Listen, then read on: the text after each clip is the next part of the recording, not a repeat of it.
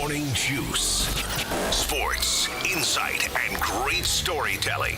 Starring Bobby Carpenter and Jeff Tito Thitoff. It's time to attack and dominate. Attack and dominate on this Tuesday is on the agenda for Morning Juice. Thank you for tuning in, folks. 2 full hours here on YouTube, the Fan app, HD3. Download the show anytime. Catch us from 10 a.m. to noon on 10 TV Plus. Also, live on Twitter and Facebook. Oh, sure. Yep. Okay, there we go. Morning Juice sponsored by Riverside Bank in Dublin. Bobby, good morning. How are you today, my friend? Oh, good to hear from you, Thitoff. Glad you're doing well. It's a fantastic day. The snow is almost all melted now, so the romance is gone there, but it still felt kind of nice out there. The romance is gone. I'm just saying, the romance is gone, Bob. I told you about that. Serene and all that for me. Seductive, that's another one I didn't use. Yeah, I know. Big show lineup for you today. Porty's going to join us at 7:25 a.m. Get checking on him with the Jackets as the trade deadline is fast approaching. We will also have some college football talk, maybe talk about what's going to be going on 5 years from now in college football. Ooh. By the way, NCAA men's basketball, Ohio State's at Penn State Wednesday. Host Indiana on Saturday. The Buckeyes sit there at 18-11. Overall, 10-8 in the conference. Our guest yesterday, Bill Bender, as promised, knocked out his bracket, I guess I'll just say predicted bracket. He has Ohio State as an 11 seed, avoiding the play-in game. And as far as the Big Ten goes, if they can get into the top 8, they'll get a double bye. That'll be nice. Cavs host Detroit on Tuesday. In the NCAA women's side of things, Ohio State's the number 5 seed in the Big Ten tournament. They'll play either Indiana or Nebraska on Thursday. The OSU women are 24-6 overall, 13-5 in the Big Ten. Did you happen to catch any of the Jackets game? One of you last night? I did not. I had a lot of stuff to catch up on last night, but I saw they got a nice little victory. Yeah, well, it's a winny, lossy kind of thing because they were up 4-0, Bob. Doesn't matter. Did they get 2 points? They did. Yes, they got 2. But they gave one back to the Rangers, though. But they were up 4-0. Zach in overtime. Zach Werenski did not play, scratched with an illness at the end. Elvis was in goal. He shut out the Rangers through the first 2 periods. Mm-hmm. But then a minute into the third, it was 4-2. So they did pull out, though, 5-4 in overtime. CBJ are 7 points behind the Islanders for third in the Metro, but only 3 points behind the Bruins for the second wild card spot. That gets you caught up on all of that. What's going on today? Bodie, how are you this morning, my friend? I'm pretty good, guys. Tuesday. It's Tuesday. Second best day of the week. Or, I'm sorry, fourth best day of the week. I was going to. Joshua Perry famously says Monday is his favorite day of the week. Tuesday is not the second best day of the week, but it is when we're here at the Juicers like we are, and now we get a chance for Bobby to do the unthinkable and make me smarter. Time to get smarter. Morning Juice presents Today in History. Here's your professor, Bobby Carpenter. You got a beefy one today, Bob? It's pretty solid. Right. Pretty solid. Take it away. It is Tuesday, March 3rd, the 62nd day of the year, 303 days remaining in this 2026. This date, 1845, Florida is admitted as the 27th state in the Union. This date, 1873, the U.S. enacts the Comstock Law, making it illegal to send any. This is a big deal for you, Thitoff. Let's hear it. Making it illegal to send any obscene literature or articles used for immoral use through the mail. Oh, well, that takes all the fun out of things. Well, I know. How about through the emails? Can we still do that? I think the E stands for electronic. I don't know if Perfect. that falls under the classic USPS or not. There we go. I got a loophole. So we get a judge's interpretation on that. This date, 1875, the first organized indoor hockey game is played in Montreal, Canada.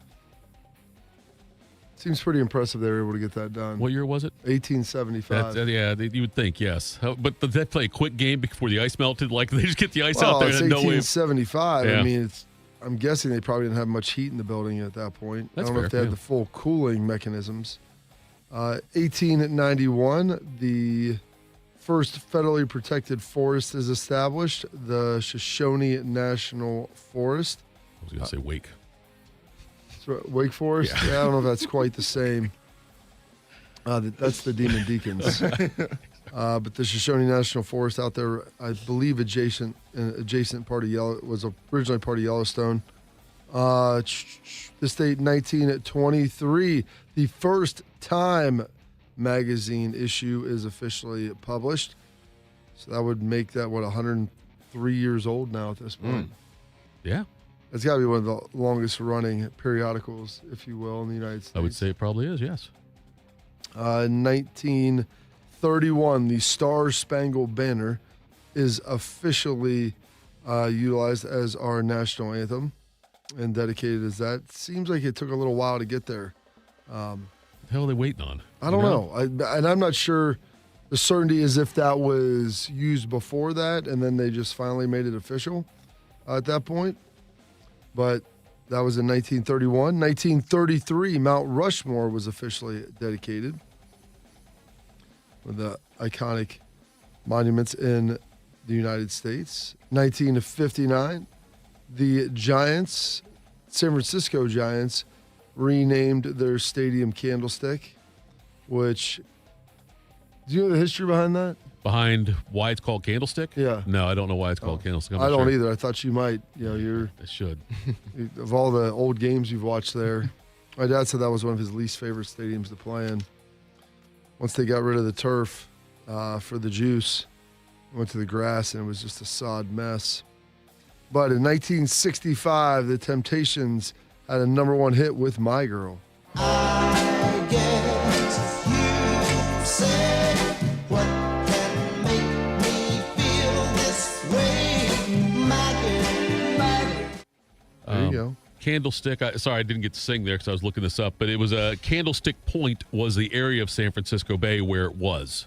That's why they called it Candlestick Park. There you go. My girl. They're now caught up. 1973, Don't Shoot Me, I'm Just a Piano Player by Elton John. His album hits #1. We were hopping and bobbing to the crocodile rock. Well, rockin', a song and shouting when your feet just can't keep still. Never knew me a better You sound just time. like him, Jeff. Don't shoot me. I'm just a piano player. Well, that's true. Then 1991, the Rodney King beatings that were videoed by an amateur photographer, I guess at that point, were released, leading to the LA riots. Who had the camera? Where was the camera? Oh my God, they caught this on camera. It was one of the most disturbing things that we'd seen on video. The videotaped beating of Rodney King had left many Los Angeles residents outraged.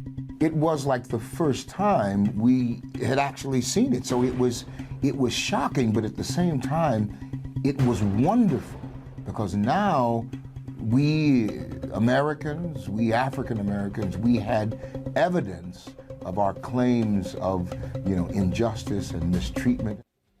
It was such an insane time when all that first came out, and it makes you think how many times it happened before that and there just wasn't a camera present. Sad. Yeah, it got very, very dicey out in LA for a number of months with all the riots and everything going on. Some birthdays going on. Alexander Graham Bell, the inventor of the telephone, born on this date, 1847.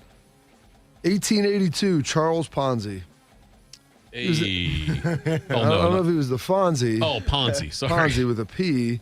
And I noticed that. I was like, well, this man, it said Italian businessman / con artist. So anytime there's a illicit scheme to defraud people of money named after you, I guess you must be doing something right. At least he was fairly successful, at least memorable, if nothing else.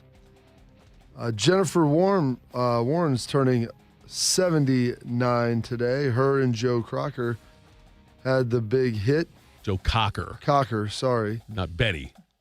Not Betty, Joe Cocker. What a great name, by the way.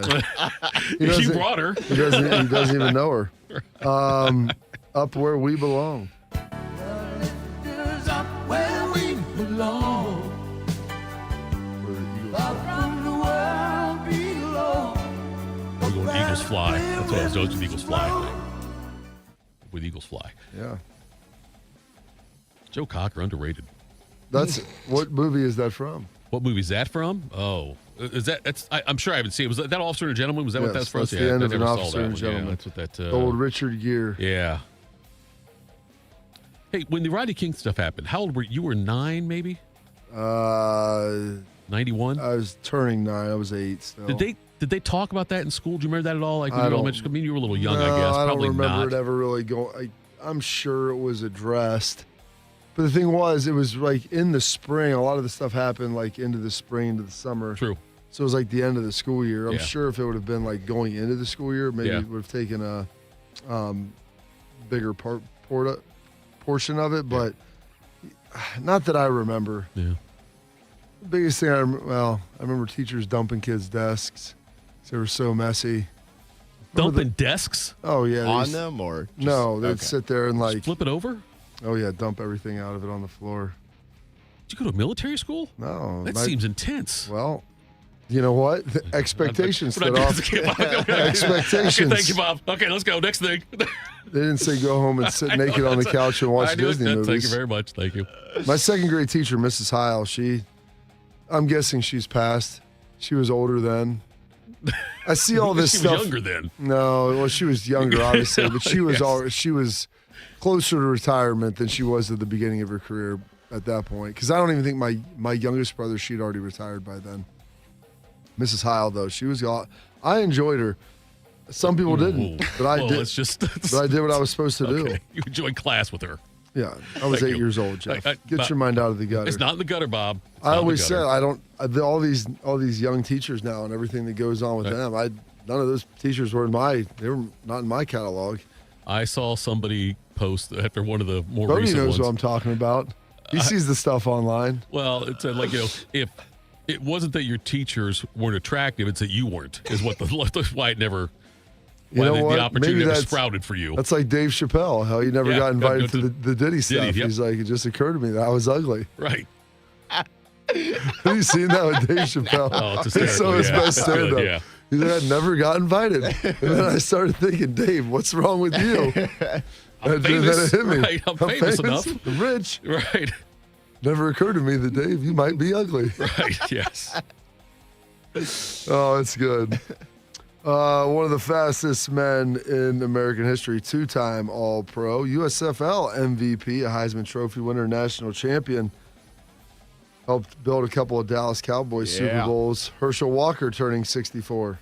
They give to Walker, and he's got the first down, and he's still up. Herschel Walker at the 45. He's gone. He's gone. It's a straight lead play. McCarthy blocking. Looked like Tech had him stopped 2 or 3 times, but this young man keeps going somehow. His strength and speed is really amazing. It is now a great pleasure to announce the winner of the 1982 Heisman Memorial Trophy from the University of Georgia, Herschel Walker. There you go. He's a specimen, man. Yep. Is a You specimen. get to meet him? That's a great question. I don't know that I ever have. Yeah. The dude still looks, his jaw looks like it's chiseled out of granite. Also turning 64, one of the great female athletes in the history of the United States. Bruce Jenner. Decathlete, long jumper, 3 golds, a silver, and 2 bronzes over 3 different Olympics. Jackie Joyner-Kersee. Nothing on that one, Bob. Sorry. What? There was no like quality audio. What? There was a couple She in won there. so much stuff. I know. was There great, was yeah. a couple that was no audio at all or like music in the background. Oh, just And then there videos. was one that wasn't English. So I figured That we'd would have been skip perfect. That That would have Wow, been great. that's so Yes. perfect. Could have translated Do you know it. what language it was in? Not a clue. Okay. I don't really know any other languages Wasn't too much she, outside so of. she was 80. She was 92. What was her big? Was 88 or 92? Or I 84? believe 84 probably, right? 84, 88, and 92. I remember watching her. Yeah. So 84 is LA. And then her 92 is sister-in-law, Barcelona. Florence Griffith, Yeah, Flojo. Flojo, like they were both very, very impressive. Flojo's the one who passed away, right? Yes. Yes. Jackie Joyner-Kersey's still alive. Yeah. She is 64.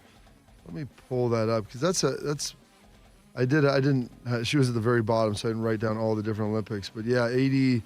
Oh, it was 88, 84, or 84, 88, 92, and then even in Atlanta, she won Wow. a bronze in the long jump. So she was in 4 different Olympics, which is pretty darn impressive. Yeah. And that's a nice 16-year span. Her big one, 92, she won the heptathlon. 88, she won the heptathlon and the long jump. 84, she got the silver in the long jump. So, Okay. yeah, pretty darn impressive with what she was able to put together there. Tone Loc. We going Wild Thing or Funky Comedina, you think? Which Listen, one? the Funky Comedina, it was really before its time. Yes, it was. No doubt it was, yes. And by the way, I was watching Gene him. was a man. I was watching him in Ace Ventura the other day. Yeah. And he was, that's right. I forgot he was in Ace Ventura. Yeah, That's right. he's one of the detectives Yes. there. Don't ever I think he honestly got an Academy Award for that. He might have got something. It was pretty good. Turning 60 today. So wait, slow down, love, not so fast, as I'll be seeing ya. That's why I found you don't play around with the Funky Comedina. That's great. I mean, listen. You know what I'm saying? I do know what you're saying. Yeah. Monster, y'all. What was it? Was it Tina? I thought it was Gina was a man. Tina? Yeah, I think it was like Sheena. Sheena. Okay, Sheena. It was Sheena. You're right. I It was was listening Sheena. to it yesterday. I was like, I've never heard this name before, which Yes. maybe that's why. Sheena, yeah. Had you ever heard that song before? I hadn't heard that one, but Probably I heard recognized Wild. his voice immediately, and I was Yeah. like, I know this guy from somewhere. And yeah, I've heard Wild Thing. Yeah, when before. Wild Thing came out, it was huge. It was. Yeah. But the Funky Comedina, I mean, you hear the end of the song, and it's like, buddy, that came out in like You're right. 1990. He was about 30 years ahead of his time. Yeah. Yes, he was. You best make sure that your girl is pure. The Funky Comedina. Put a little Medina in your glass. Oh, God, he had all kinds of some classic lines in there. Now he ended up with the first administration. It really Just was. Well, that's true. Sheena?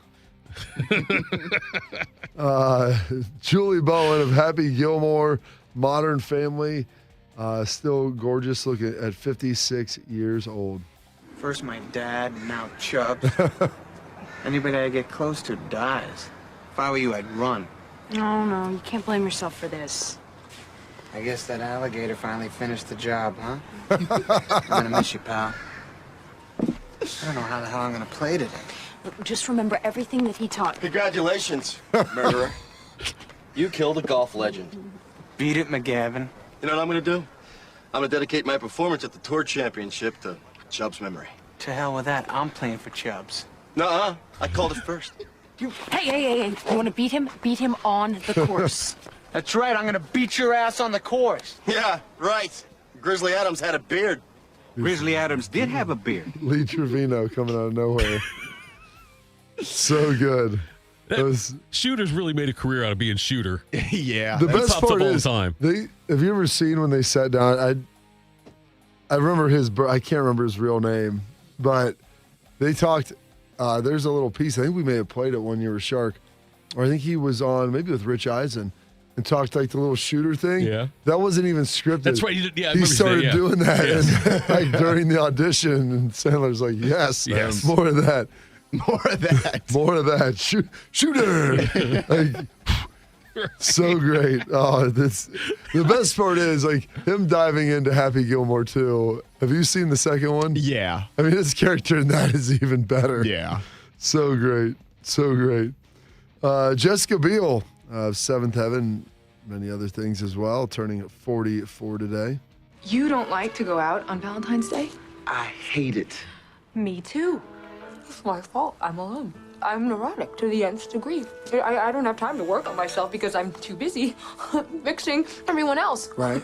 My closest relationship is with my BlackBerry. Right. Thank God it vibrates. Oh, no. You know who has always been there for me? Who's that? My best friend, Candy. There's somebody. I cannot get enough. Oh. And I know it's bad, but I need it. I need it, and there is not a shortage on Valentine's Day. Ever seen Is a that movie with from her in it? Valentine's Day? Yeah. I've Yep. never seen that. It's maybe pretty I, good. maybe I yeah. have. There's like 1 million people. Everybody in it. has like little small parts in it though. Yeah. Yeah, it's fun though. I don't think I've ever seen any. I can't think of a Jessica Biel movie I've seen. You know, it's funny. I know a lot about as She's soon as you in- said her she's name, in but The Prestige. she was in the A-Team. Have She you was ever in- seen was that she in with Draft Bradley Day? Cooper? And no, that was oh shoot, Ben Affleck's ex-wife. One of them. Oh yeah, I know, yeah. More specifically, I know what you're talking about now. Yes. Gosh, what is She's her also in the name? Capital One commercials, right? Yes. Yes. Okay, I know. Yeah. Yeah. What is her name? Alba, Jessica Alba. No. Oh. Okay, I don't know. Garner. Jennifer Jennifer Gardner. Jenny Yeah. Gardner. We got there. I know. Jessica Alba. I don't know what Jessica Alba looked like. I'm getting confused You now. don't know what Jessica. No. Come on, man. No, I don't. George Foster hit 52 home runs in 1977, though. What does that have to do with anything? That's what that kind of stuff takes up my brain, Bob. I don't remember what people look like. I'm busy with all those stats. That's good. Yeah, she is in the Valentine's Day of the A-Team. Garner was in Valentine's Day. She's too. in The Illusionist. Okay, I've which never is, seen that. You've seen The Prestige, correct? Yeah. It's similar to The Prestige. Okay. It has Ed Norton in it. It's pretty good. Not quite as good as The Prestige, but you'll put them in the same. Like, they're very similar style movies. Yeah. Very good. You will enjoy The Illusionist. All right. Put that down. Add it to the list. He caught a touchdown pass from a guy whose birthday was yesterday in the Super Bowl. He got the MVP for one of the great all-time Super Bowl catches. Former Ohio State Buckeye and teammate of mine, Mr. Santonio Holmes, turning 42. Ward and Holmes are both lined up to the right side. Miller slot left. Washington outside left. Roethlisberger has time. Throws to the back of the end zone, and it is caught for a touchdown by Holmes. Unbelievable. Incredible. I mean no disrespect when I say this, Bob, but I'm genuinely curious. That's why we call you Whiskers. So, have you either of you ever met anybody else named Santonio?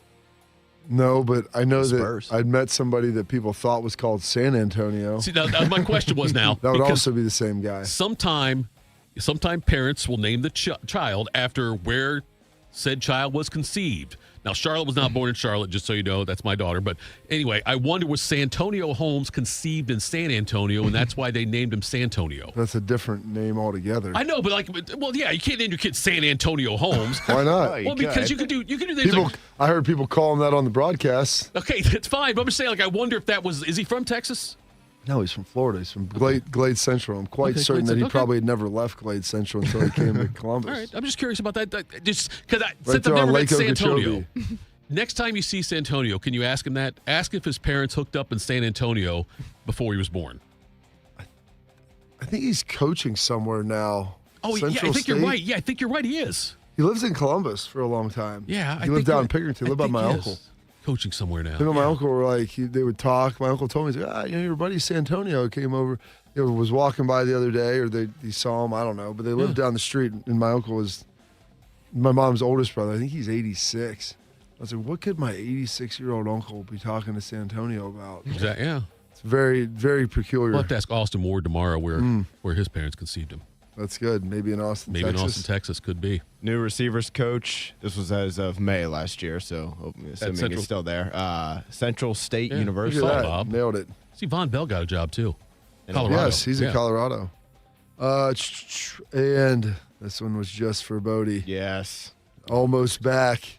Could have been back for his name day. 6-time NBA All-Star, 4-time first-team All-NBA, NBA champion, and recipient of a brand new reconstructed Achilles. Jason Tatum, turning 28. Tatum pulls back, 6 on the shot clock. Tatum, step back, three-pointer. It's good! Jason Tatum with a masterpiece tonight. He's got 31. Down to 7, Tatum. Tatum's got to put it up. Step back, three-pointer. Bang! Jason Tatum from downtown. One clutch shot after another. Smart inside the Tatum. Spins, falling away off one foot. It's good again. Wow. 38 points for Jason Tatum. Smart kicks it out in the corner. Tatum, three-pointer, puts it in. Jason Tatum with a 7th three-pointer. Tatum has the jump shot on automatic. 46 in an elimination game on the road against the defending champs. That was big-time stuff. That is big-time ball. Big-time ball. I'm just happy that Jessica Biel and Justin Timberlake are still married, and those kids are hopefully working this thing out. You know, despite the ongoing tabloid speculation late 2025 and early 26 about them leading separate lives, recent public affectionate posts from Biel suggest they are still together. The couples face several public challenges, including rumors of infidelity in 19 and Timberlake's DUI arrest in 2024. but have largely remained unified in public. Didn't they make some waves in the last couple years about how often they do or don't bathe their kids or themselves or something? You mean like Silas and Phineas? Sure. Are that their names? Boys? Yeah. Silas and Phineas? Yeah, they're from, I think, some Sicily. Well, I don't know. They might be from like some John Steinbeck or great novels. I like the name Phineas. You said the there's public. There's a book called A Separate Piece. That was really one of the great American novels. One of the lead characters named Phineas in that. Wife and I started watching A Winning Time, the thing about the Jeff Pearlman book that was out a few years ago and ended up stopping because of COVID. But there's some scenes in there that are rather racy involving Magic Johnson early in his time in L.A. Yeah. And there is some nudity. That was Winning Time. Okay. So my question is. That was actually at the Forum Club. If he was with Cookie at the time, his wife, and then they go watch this. Do you think she was conceived in a cookie? No. Do you think that she gets mad at him? Like if she sees the character up there doing the things that he wasn't supposed to do? Listen. Do you think that like she's. I don't know. I think there's some women that would get mad at the guy if they see even just the character, and I'm sitting next to the guy, or the woman sitting next to me or whatever, and I did something like that, and all of a sudden it's being replayed on the screen, I'd be like, ugh. I'm not positive. It's a good question. It's a question for another time. It Ask is. Donald Sterling. He'll have the answer. There we go. Some passings today. Passing away in 2018, the 4-minute miler himself, Mr. Roger Bannister. And then in 2023, lost a great one, Mr. Tom Sizemore. What do you think? You don't want to know what I think. This is from Band of Brothers. No, Mike, No, I this do. is Saving part Part of me right thinks the here. kid's right. What's he done That's to right. deserve this? He wants to stay here, fine. Let's leave him and go home. Yeah. But another part of me thinks, what if by some miracle we stay and actually make it out of here? Someday we might look back on this and decide that Saving Private Ryan was the one decent thing we were able to pull out of this whole god-awful, shitty mess. That's what I was thinking, sir. Like you said, Captain, we do that, we all earn the right to go home. There we go. It's a great line from Saving Private Ryan. Very, very good movie. Some holidays, observances today. It's Canadian Bacon Day. It's I Want to Be Happy Day. National Cold Cuts Day. National Anthem Day. Because in 1931, the Star Spangled Banner became our official national anthem. Moscow Mule Day as well. Talk in the Third Person Day. So, Thitoff, this is a day for you. Jeff likes this day. And World Wildlife Day. And those are historical events, your birthdays, your passings, your holidays, observances for this date, Tuesday, March 3rd, the 62nd day of the year, and 303 days remaining this 2026. Well done as always, General. Coming up next is a former coach trying to will his son's team into the NCAA tournament. We'll talk about that next. Morning Juice. Raise your hand if you're excited about feeling older faster than you should. No takers? Yeah, I didn't think so. Ongoing pain makes you feel older than you are, but here's the good news. QC Kinetics patients right here in Columbus, they're getting relief right now, feeling younger and jumping back into life full speed ahead. And that didn't happen in an operating room. My friend Dr. Ray Tesner and his team use the latest regenerative treatments backed by real science. Treatments that take the tiny, powerful healing tools inside your body, concentrate them right where you need the relief the most. This is how I was treated. I had a knee issue. I went in there. We had a consultation. I went through a series of treatments. And you know what? After a handful of months, my knee started feeling better and better until I was able to get out there and do the things I loved again. It's all true. It's all real. The sooner you get started, the sooner your inflammation eases and the sooner you'll start feeling better again. So find out if you're a candidate at your free consultation at qckinetics.com/Columbus or 380-208-4544. What does it mean to give 100%? It means giving everything you've got, every single day. That's why the V Foundation gives 100% of every dollar donated directly to cancer research. So no matter what you give, we give 100% for life-saving research victories, 100% to making new discoveries that lead to innovative treatments, 100% to groundbreaking cancer research that could one day save someone you love. We know cancer research is working.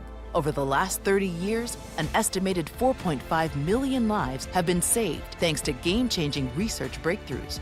but there is more work to do. That's why the V Foundation gives 100% of every dollar donated directly to cancer research. We will always give 100% to accelerate victory over cancer. Don't give up. Don't ever give up. Donate today at v.org. Once there was a man who couldn't stand. A mom who couldn't wait. A scientific community that said it couldn't be done. And then you. And then I. And then we. Brought neuromuscular disease into screaming color with the Muscular Dystrophy Association. For 75 years, our voices have thundered through the halls of Congress. We've willed the impossible into existence. We've pushed the science, raised the funds, shifted the narrative, and transformed the reality of life with neuromuscular diseases. For 75 years, we've built communities together, established the field of neuromuscular medicine, and made it thrive. Call that a legacy. Call it impact. Call it momentum. Just call it ours. Because it's the generations of community heroes that give MDA the strength we have today. And until neuromuscular disease is a thing of the past, you couldn't stop us if you tried. Join us and celebrate 75 years of breakthroughs at MDA75.org. One man is a national champion, NFL veteran, and local business leader. The other man is Tito. This is Morning Juice. Sponsored by Riverside Bank of Dublin. Here's Bobby and Tito. Bob, you a Bruce Pearl guy? I like Bruce Pearl. I'll tell you who doesn't like Bruce Pearl. People who don't want Ohio State to make the. It's not that one. It's not that one. It's Miami, Ohio. Miami, Ohio. Their AD, David Saylor. Bruce Pearl come out and said that that he doesn't think Miami should be in the tournament, even if they go undefeated. Like they shouldn't be in there. Okay. Their strength of schedule was so bad, he said. Let me get the quote here. They are not built for the grind of a Big Ten or even a Big East. In the Big East Conference this year, they'd finish in the lower half. They may not finish last, but I'll tell you what, I'm not so sure. Who's the last place team? To be DePaul, be Marquette? I don't know. But he was saying, though, that they're because of their resume. DePaul, coached by Chris Holtman. Yes. Doing pretty well there, too. I mean, considering how bad they were. Oh, they were one of the worst. Yeah. Bruce Pearl's kid is now the head coach at Auburn, and Auburn's on the bubble. And so David Might Saylor. have ulterior exactly. David Saylor said in response to Miami AD, this guy belongs nowhere near a TV studio concerning anything to do with March Madness when he says things like this. The disrespect for what our team is accomplishing is disgusting, and I will not stand by and listen to it. So the AD came out and he said, you are flat wrong about Miami when you say we finished last in the Big East. The disrespect is awful, and you should not be near a TV studio covering the sport when you show your true colors. Miami's schedule is ranked, according to Ken Palm, 285th overall. It was on a Barstool Sports thing where where Bruce Pearl first said it. I think he was actually talking to your boy Portnoy. I think is who he was talking to. Anyway, but Bob, Miami's strength of schedule, I'm not great. It's not great, but I still say that if you go undefeated through the regular season. In basketball, there's so many games. Yes. You're playing at like a sample size of over 30. Like, that's pretty darn impressive. If they can go through undefeated or even with one loss, I think they should get in regardless. I think the MAC might, if Miami would somehow lose in the MAC tournament, then if they have, the one loss on their resume and the champ gets in, I still think the MAC should be in a two-bid league. I think they will be. Think so? I think if Miami would have 2 games left. I think the 2 regular season games left, then you got the tournament. I think unless they somehow got bounced in the first round, but if they lose in like the semis or the championship, I think they get in regardless. Even then, if they lost in the first round of it'd be I don't know if they have the double buys or how the MAC tournament works, but nonetheless, that would put them at 31-1. I don't think you keep a 31-1 MAC team out. And there's MAC teams that had success in the tournament before. Oh, yeah. Wally Zerbiak and those schools, OU. I watched OU beat Michigan. Yes, right. OU beat Georgetown also. That was a great day. Yeah. So they've sitting downtown at a restaurant, I was like, holy crap, they're about to win this game. They've got enough history to where it's like and so I know that the conference isn't of the ilk of the Big Ten or the Big East, and Bruce is right about that. I think if Miami in the Big Ten, they would finish middle of the pack, though. But they're a good team, though. So maybe we'll do a segment, Bad Takes by Bruce Pearl. We could do that. That was a bad take by Bruce Pearl, that they shouldn't get in. However, Bodie, we have a good take from Bruce Pearl. Let's play this. Defense and rebounding win championships. And I thought Ohio State made an enormous jump. This is a really good Purdue team, a really good offensive Purdue team. They built a wall. They shut them down. They pressured the 3-ball in the second half. Great win. This puts them in the dance. I believe this is going to put them in a dance. And Ohio State could be a tough matchup because you're going to play against Bruce Thornton, right? And you're going to play against Mobley on the perimeter. I love Tilly could finish around the basket. That confidence? We got some. There we go. So now Listen, we like Burl. Don't put him in. Don't get him in there. That's a good take by Bruce Pearl. That's a better take. You're right. A much better take. And I will say this, Bob, I disagree with Bruce Pearl unless Miami gets an at-large bid that should have gone to Ohio State. Then all of a sudden, then all of a sudden with Bruce Pearl. That would be an ultimate irony. Would that be? If Miami got in, Ohio State was one of the last 4 out, and it went to Miami. Ooh. That'd be bumpy. Yeah, the fact Ohio State's got to win one of the next 2, I think, and then win one Big Ten game. But boy, Tay, think it's that 8 seed or 7 seed. I think they might need to win both. Think both? Yeah. Yes. You think they have to win both? Yeah. So you're saying if they win one of the 2, I would feel much better. I would too. I think if they win one of the 2, they're in. Period. No question about it. I mean, if they lost one, I don't think they're done. But you're talking about what would be it wouldn't be a terrible loss, I guess. I don't know. But Penn State, it wouldn't be a great loss. It's on the road, but they're not a good team. And even Indiana at home, they're another bubble team, so you don't want to give the committee any reason to try to flip-flop you with the Hoosiers. Snip, snap, Yeah. So I think they just need to win both. I would love to see them get the 8. Look, I looked at it. The best they can get is probably, I think, a 7 seed in the Big Ten. That sounds about right. I think 7 is the best they can do, and I think that 9 is. I don't even think it's a 9. I think they're locked. We looked at that yesterday. They pretty much locked in at 8. I think there was a chance they could drop to 10, but pretty likely to be 7, 8, 9. But you can at least get to 8. Yeah, get you an extra bye. Day. Yeah, get the double bye. That's huge. Does that count as a win? It should, in my book, count it does. as a loss, Bob. In my book, it's a win. If you make it out there, yes, they should count it as a win because you beat by BYE, not BYU. You beat BYE though in your first game, so it should count. Coming up next, we'll do some quick hitters. Morning juice. Bobby Carpenter here with the Riverside Bank of Dublin Sports Money Report. Every business starts somewhere, selling a product out of the back of your car or maybe in your garage, doing the packing and shipping yourself. And every great team starts grinding in the preseason. But with hard work, smart plays, and the right coaching, you can make it all the way. Here's Chuck Moore, CEO, and Travis Sanders, president of Riverside Bank of Dublin, on how they help local businesses go the distance.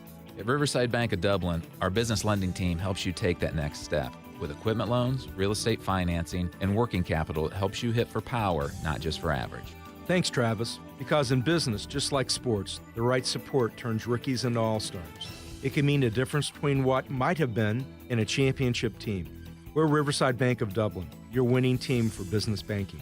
Look for a new branch location at Bridge Park in 2026. Tune in every day for the Riverside Bank of Dublin Sports Money Report. Visit their office at 6300 France Road in Dublin or online at riverside.bank. I always tell people I was the luckiest guy in the world. I wanted to be an Army man or a fireman, and I got to do both. As a firefighter, my job was about saving lives. I never thought one day I would be fighting for mine. After spending his career answering the call to save others, Ken was diagnosed with ALS. Now he's facing his biggest battle, for more time. For 70 years, Muscular Dystrophy Association has been answering the call to help people live longer and more independent lives. MDA means to me hope. MDA is leading the way for people living with ALS, muscular dystrophy, and other neuromuscular diseases by accelerating research, advancing care, and advocating to empower families like Ken's. I wouldn't be living as good of a life with ALS if it wasn't for MDA. MDA is helping people live stronger and love longer. Learn more at mda.org today. Hey guys, 13-year NFL veteran and Super Bowl champion Jason McCourty here, and I'm an innovation ambassador at FAIR, Food Allergy and Research Education. I would say the most challenging thing as a parent of a kid who has a food allergy is probably the ignorance that I myself had in the beginning. I didn't know what anaphylactic shock was. I didn't know the dangers, let alone the things that she needed to be able to have a normal life. When you go to drop your kid off, and every single time in the beginning, we'd have to go through everything she was allergic to. preparation is everything. And me, for playing football for 13 years, it was all throughout the course of the week. It's getting ready for game day. When you're on the field, you're playing for your fans. At home, you're playing for your family. My playbook: read labels, keep it allergy friendly, and have an epinephrine nasal spray as a backup plan. Because when my family's safe from food allergens, that's the real victory. Visit foodallergy.org to learn more. We built a brand new studio just for Bobby, and Tito has already ruined it just by being here. I'm pregnant. This is Morning Juice. It is Morning Juice. It is Bodie's time to shine. Morning Juice presents Quick Hitters. All right, fellas, happy Tuesday. We'll start here with some college football. Last year at this time, many of the projected starting quarterbacks in the Big Ten were unknown commodities, as top schools such as Oregon, Ohio State, Indiana, and even Michigan were starting brand new guys at the position, or at least brand new guys for their school. But this year, though, as we head into spring, the signal callers in the conference appear to be as strong as any. In CBS Sports, they took a stab at ranking them from 1 all the way down to number 18, and here's what they came up with. At number 1, they went with Dante Moore and the Oregon Ducks. Right after that is Julian Sand for the Buckeyes, and then Jaden Maiava at Southern Cal, Josh Hoover, new there for IU, and then Damon Williams at the UW, Washington if you're Ron Stokes. Yep. They make up the top 5. I did make a note of this as well. As far as Ohio State's Big Ten opponents go, the Buckeyes will play on this list the 1st, 3rd, 4th, 7th, 8th, 9th, 11th, 14th, and 18th best quarterbacks. So definitely a top chunk of the handful there. So, Carp, no surprise that Julian Sands ranked that high, and no surprise Ohio State will face multiple highly thought-of quarterbacks this fall, as we know that schedule is going to be pretty tough for them. Yeah, when you look at the schedule being tough, and Dante Moore returning obviously puts him near the top of that list. And you start scrolling through those teams and how talented some of them are.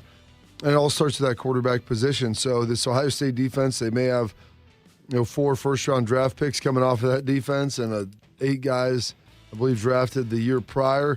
It's going to be a challenge for Matt Patricia to put together a defense to be able to stop some of these great quarterbacks. And so it'll be a huge challenge for this team as they roll into 2026. Did Bryce Underwood show you enough last year to make you think he's a top 7 quarterback in the Big Ten this year? Top 7, yeah, I would say. There was flashes of things. I mean, obviously he made some mistakes, but he's a true freshman, so I'm not going to crush him over that. You would say he's like top 3 or 4, probably not, but I would say top 7, yes. I would say that's accurate, and he's got a lot of ability. It's interesting when you look at this list, like how many guys are new guys there now. With the way the transport works, it shouldn't be a surprise on that one. With the fact that Ohio State still has Julian Sand and Oregon still has Dante Moore, reasons to believe that they would be the top 2 teams, I would think, this year. Where do they have Indiana's quarterback ranked? They had Josh Hoover coming over from TCU at number 4 for the Hoosiers. Gotcha, yeah. TCU wasn't great last year, but he did have some turnover issues there, I know. But, yeah, we'll see what happens. I'm excited. Not excited. I am curious. I'm not going to say it again. I'm trying not to say that word at all, Bob. I am anticipating. I'm eagerly awaiting to see how he does. How about that?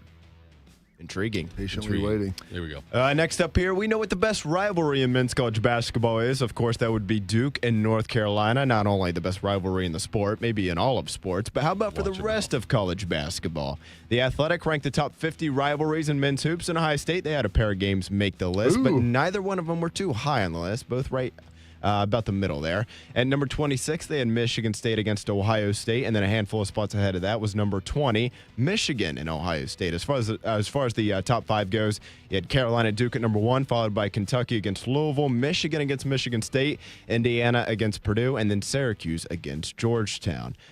Tito, do you find yourself, even in men's college basketball, or in all the sports, I guess, if you will, still disliking Michigan the most among Big Ten opponents, or does it kind of change to the sport as far as who's good in said sport?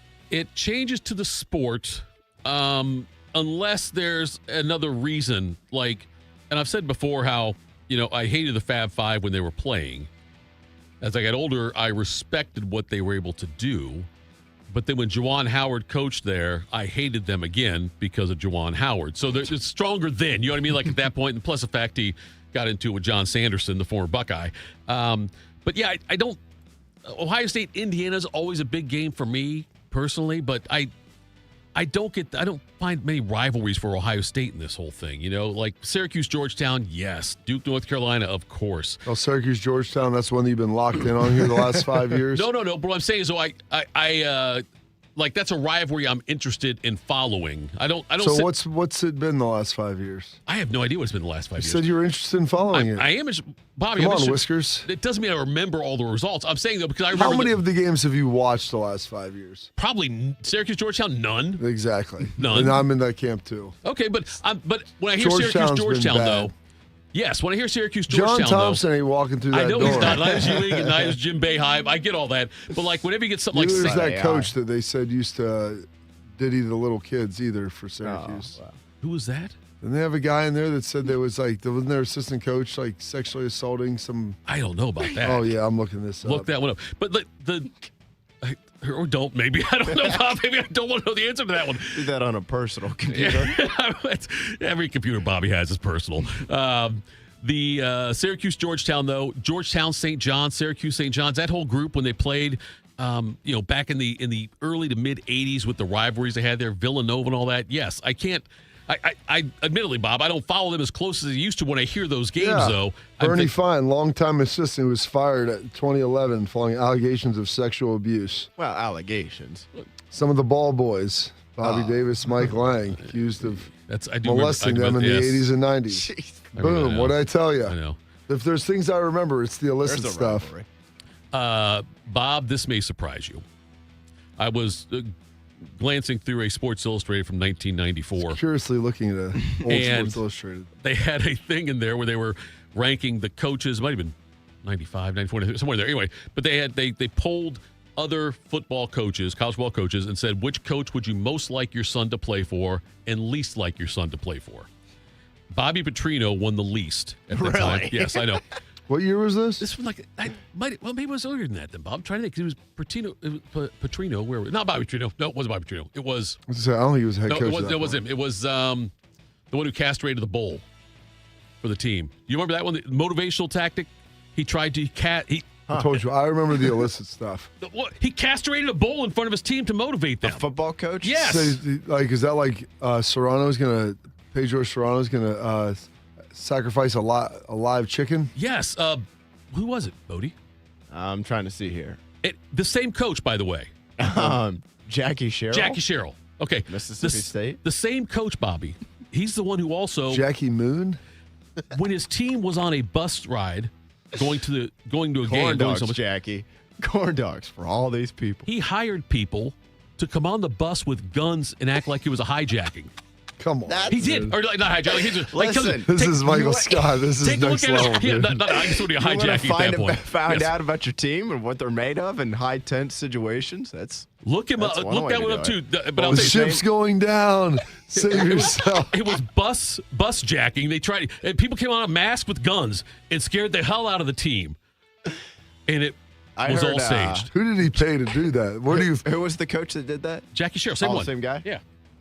Also Jackie Moon. I heard the Celtics head coach Joe Mazzulla at one point, I don't know, somewhere in the last year, basically talk about how he would want to take teams. I don't think you can legally, force this upon them, but take teams into escape rooms. Yeah. But not just like the generic, let's try to get out of here. He said we should recreate live events. So let's go in the escape room the night that we killed Osama bin Laden. Oh, that's fun, yeah. Figure out that situation.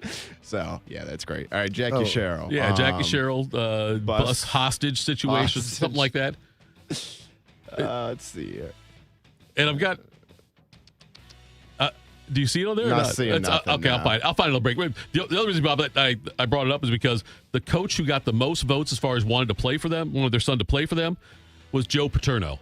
And nice. One of the quotes was one of the coaches was like, I like the way he, something like the effect of, I like the way he grows young men or something like that. Like how young men. Very similar to the Jim Boeheim assistant coaches. Yes.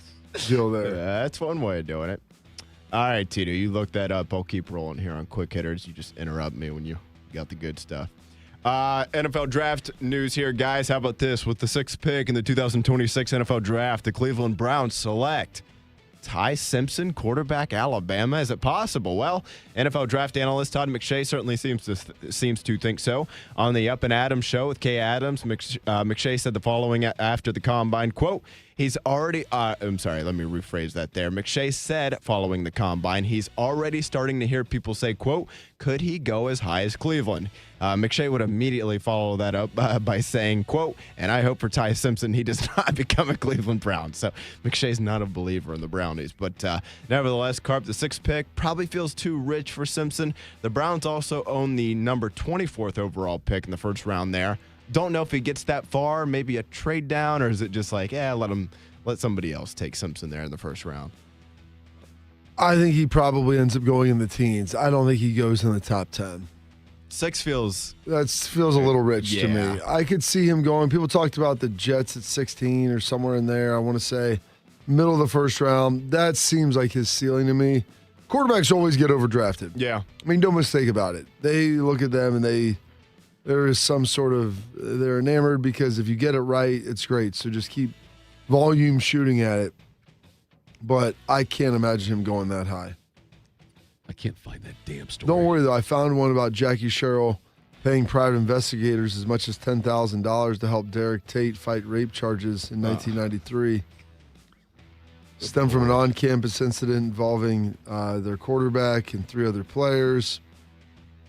Documents obtained by the Mississippi Press showed that Sherrill paid $10,000 to private investigators to help Tate, his former high school standout quarterback, defend himself with the attempted rape. Other stuff going on in there. Mount Rushmore, I'd say. I would say this guy. Joe Pa. I'm amazed that I never knew about him as a coach. Yeah, the bull castration thing in practice really. I remember that was like alive. Like they brought out a live bull and castrated him. I mean, we do that with little ones, but that's a whole nother deal. Little bulls. Well, calves. Well, no, just calves. Okay, thank you. I just want to make sure we're talking about the same thing still, Bob, because that right there, that could vacate wins. Anyway, so yeah, Jackie Sherrill, POS. But I saw another draft. I don't know, maybe a master motivator. Could be, Bob. You're right about that. Willing to try anything. They always say get out of your comfort zone. That's one way to do it. I know I'd be pretty uncomfortable with that. What would I do for you? I don't understand. Unless maybe they were playing. This is you next if you don't make a play. I wonder if they were playing Texas that week, maybe, and that's why he did it. Dong hacked off. I have no desire no. Anyway, where was I going with this, Bob? I had no one knows. No, wait. I had something. NFL draft. You saw a mock NFL draft, yes. I had the Bills trading with the Cardinals, trading up to 3 to take Carnell Tate. In that same draft, they had 4 Buckeyes in the top 7. That would be. Where's Buffalo picking? Like they picked like 25, 26, something like that. Yeah. So it would take quite the haul back. It'd be quite a bit to move up that far. But I don't. Yeah, that's a big. I like Tate. I don't know if you can go get him at the 3rd pick. No. I don't know if you need to either. Like. You'd probably have to get pretty high, but not 3rd. And the comparison the writer made was when the Falcons traded up with the Browns to get Julio Jones. Yeah, but Julio is like, come on, man. I don't know if all I due would respect to Carnell Tate, that Julio Jones is a different animal. But Carnell's, he won't be Julio Jones. Listen, I think he's a lot of he's quite Julio Jones. Oh my gosh, number 4. Cincinnati Bengals receiver, same draft class from Georgia. A.J. Green? A.J. Green. I think Carnell Tate is a lot of A.J. Green. I don't know if I'd say he's Julio Jones, but I would say he's a lot of A.J. Green, which I think if you're getting A.J. Green there, you feel pretty good about that too. It's really the Bills, and I'm not saying that anyone's aging out on them, but, it feels like they need to win pretty quickly here. Oh, they've retooled everything. Are you kidding me? Last year, they weren't supposed to be that good. Their defense, they completely flipped over. They got rid of a lot of guys. They got players walk. I mean, they're in the process of Josh Allen's, second act right now. Right. Which, I mean, I think they're in a good spot. With last year, they were not supposed to be good. They had a lot of cap pain, and they ended up being much better than people expected. Bob, sometimes we, and by we, I mean, well, usually Bodie, sometimes we put people in timeout because they say offensive things or just, baiting people somehow. Steve Kerr might get banned for what he just said. If we were to castrate, no, That's I'm just fine. kidding. Listen, I love him. He's great. Jeremiah Love will go before all Ohio State players. All caps. Yes. Just to emphasize. I Love might go to the Saints or the Chiefs in that 8-9 range. There's going to be some Buckeyes off the board, I would think, before then. Yeah. I can't. That's not really an opinion-based sort of deal, too. That's just a fact. Yeah, I mean, I'm sure Steve Kerr's mock draft has Love going probably first and third in the draft, just Be by a heck some of a weird thing. haul. Right? Yes. So, anyway, all right. Coming up next, Bob. Top of the hour. Have you looked at this list that I sent you or not? Have you clicked on the link? No. Good. So I don't click on the links you send me. Some of them are okay, Bob. A lot of them are not safe for work. That's fine. No one knows. I open them in a school, I might get arrested. Well, I don't do We show shouldn't be here. Right? No. Why not, Alan? I'm not supposed to be within 200 feet of a school. No one knows what college football will look like in 5 years, but a reporter took a stab at the coaching landscape. We'll discuss that next. Morning Juice. My mom is a veteran, and she was injured in the line of duty. I hurt my leg in a training accident when she was only 2 years old. She had 7 different surgeries over the span of 9 years, and there were tons of complications. I couldn't be the mom my kids needed me to be. She missed so much. After my last surgery, I got an infection so bad I thought it was going to kill me. I told her she couldn't leave me yet. There was still so much she had to see. I hadn't even graduated. I'm doing much better now. I may have lost my leg, but I've gained so much. I'm an active part of my kids' lives. She can kick a mean soccer ball. DAV's been there for me and my family. Through thick and thin, they've had our back. Every year, DAV helps more than 1 million veterans like Sandy get the health and disability benefits they've earned so they can achieve victories great and small. My victory is getting my life back. I got my joy back. We got our mom back, thanks to DAV. Support more victories for veterans. Go to DAV.org. While serving in Vietnam, a grenade took my ability to see. Today, I'm a sculptor. Now, my fingers are my eyes. I'm Michael Naranjo. As a veteran, I know the challenges of life can be great. In my art, turning a lump of clay into something beautiful, that is worth doing. Life is like that. We each must use what we can to make things better. DAV helps veterans like Michael get the benefits they've earned. They help more than 1 million veterans every year in life-changing ways. Now, I show others how they can create something with their own hands. I know it can do a lot of good. With support from DAV, more veterans can shape their lives into a thing of beauty. My victory is bringing beauty into the world. Michael Naranjo, may your victories inspire many more.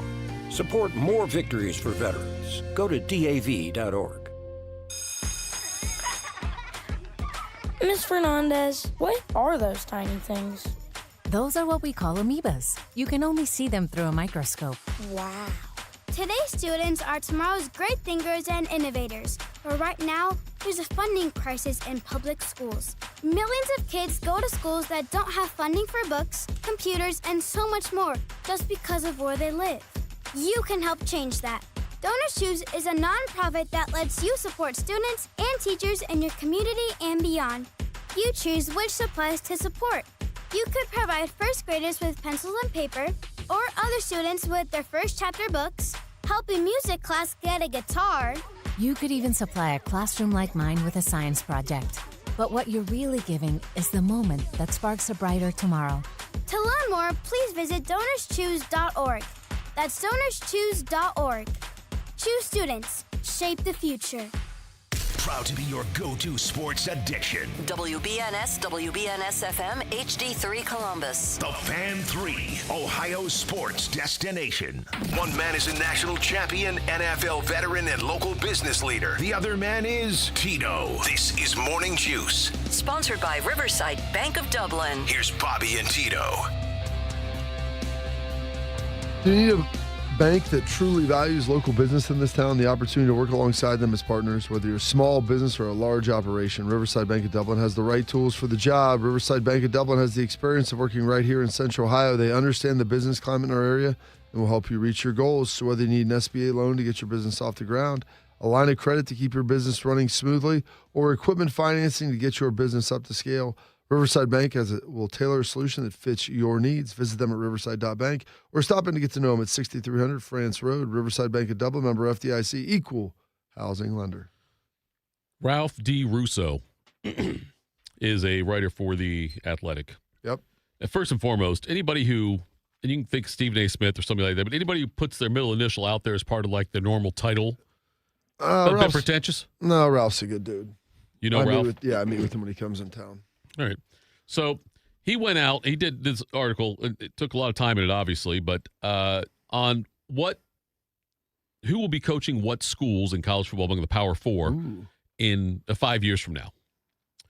And there's a couple of guys you're familiar with on the list that are on here. They did have, what was one I just saw? I did see that there was, well, I'll ask you this first. Who do you think he has coaching Ohio State 5 years from now?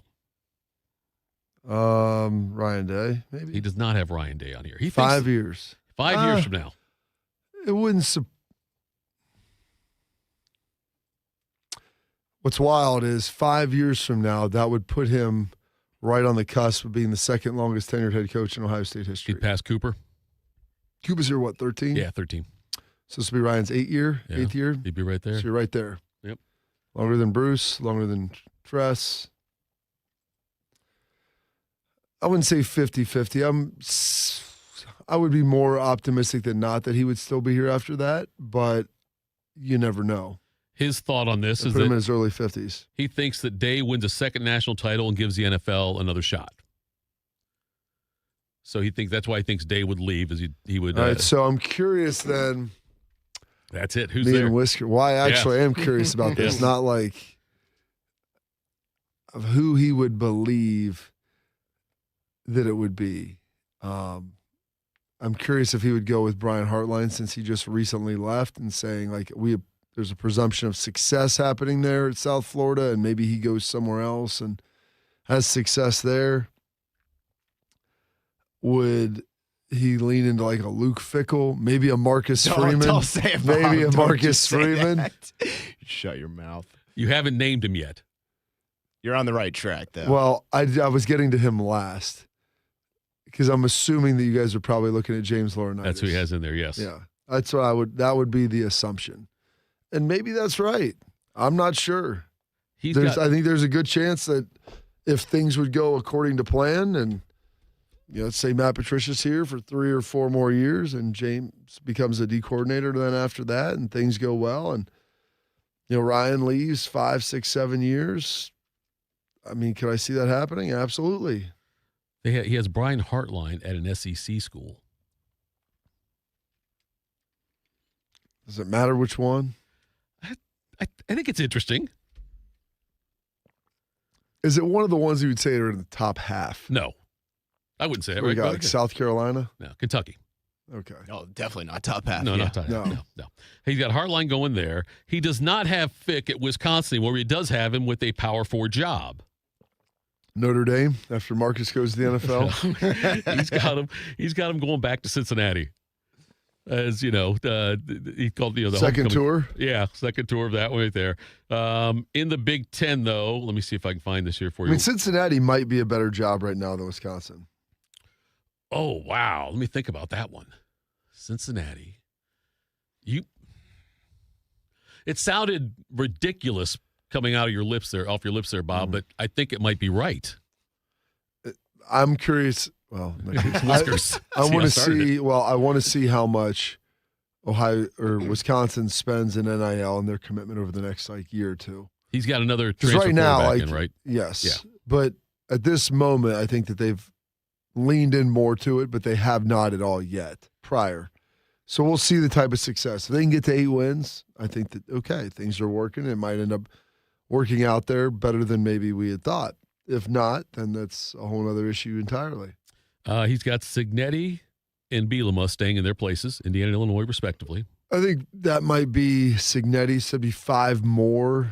I'd put him at 7 years. Yeah. He's 62?